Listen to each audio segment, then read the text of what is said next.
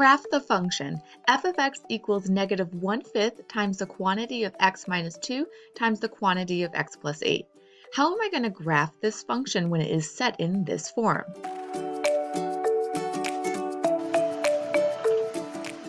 Chloe is here with her latest cheat sheet notes. She wants you to know when your parabola is set up in one of these three forms, you'll follow the little instructions below to help you find the right parts. When your parabola is in the form f of x equals a times the quantity x minus r1 times the quantity of x minus r2, when a is greater than 0, your parabola will open up. When a is less than 0, it will open down. Your x-intercepts are r1 and r2, and your y-intercept is when you evaluate f of 0. Your axis of symmetry is x equals r1 plus r2 divided by 2, and your vertex is a coordinate as an xy coordinate. Your x value is r1 plus r2 divided by 2, and your y coordinate is the function of r1 plus r2 over 2. If it is in the form f of x equals a times the quantity of x minus h squared plus k, if a is greater than 0, it opens up. If a is less than 0, it opens down. Your x-intercept is when f of x is set equal to 0. Your y-intercept is when you evaluate f of 0. Your axis of symmetry is x equals h, and your vertex is h comma k.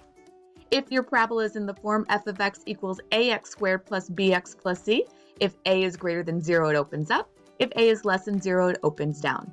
Your x-intercept is when f of x equals 0. Your y-intercept is c.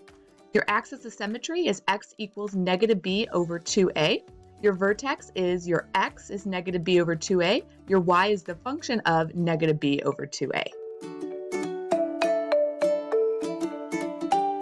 Now that we have Chloe's cheat sheet notes, we can go ahead and graph this function.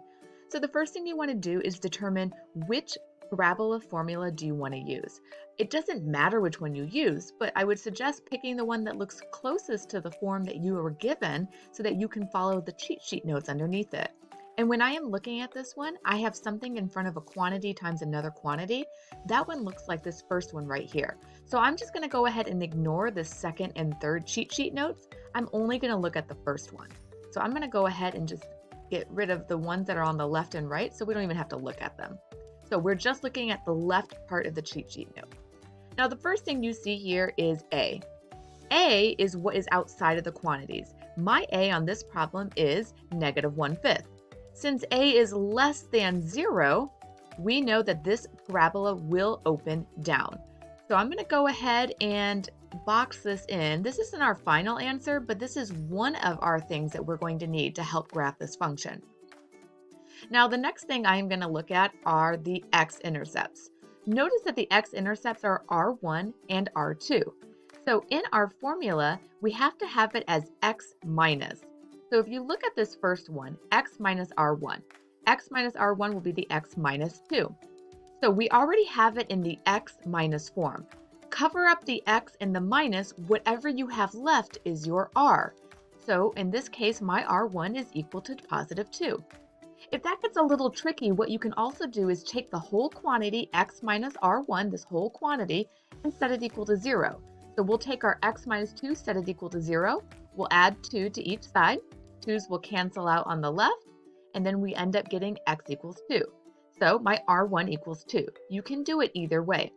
So r1 is the x-intercept. So that means my point, my x-intercept will be at 2, 0. So this will be another thing to help us when we're graphing. Now we have another x-intercept we can look for as well in the x minus r2 section, because remember r2 is also an x-intercept. So I have x plus 8. What I'm going to have to do is I have to get it in the x minus form. X plus 8 is not in the x minus form. To write it as x minus, we would write x minus negative 8. Two negatives make that positive. So once you have it as x minus, whatever you have after x minus is your r2. So my r2 on this one will be negative 8.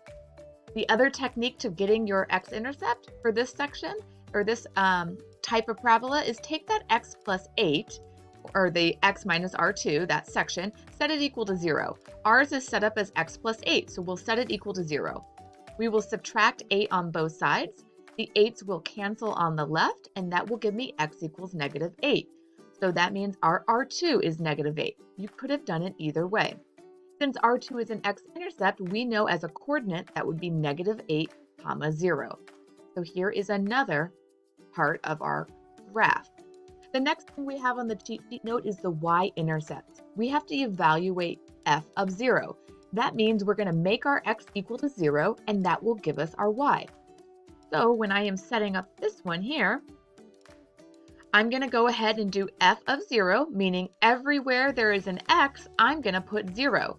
So that'll be negative 1/5 times the quantity x minus 2, so that's 0 minus 2, times the quantity of x plus 8, which would be 0 plus 8. From here, we know 0 minus 2 becomes negative 2. 0 plus 8 is 8. Negative 1/5 times negative 2 times a positive 8 is the same thing as 16 over 5, and 16 over 5 is the same as 3.2. So I know when my x is 0, my y is 3.2. So now I have my y-intercept. Moving on to the next one, it says the axis of symmetry is that x equals r1 plus r2 over 2. Well, when we set this problem up, we got our r1 and r2. Our r1, we figured, was 2. Our r2 was negative 8. So we just have to take 2 plus negative 8 divided by 2. 2 plus negative 8 is negative 6. Negative 6 divided by 2 is a negative 3. So our axis of symmetry is x equals negative 3. So we will have this as our axis of symmetry. So let me go ahead and box that one in. Then we have our vertex.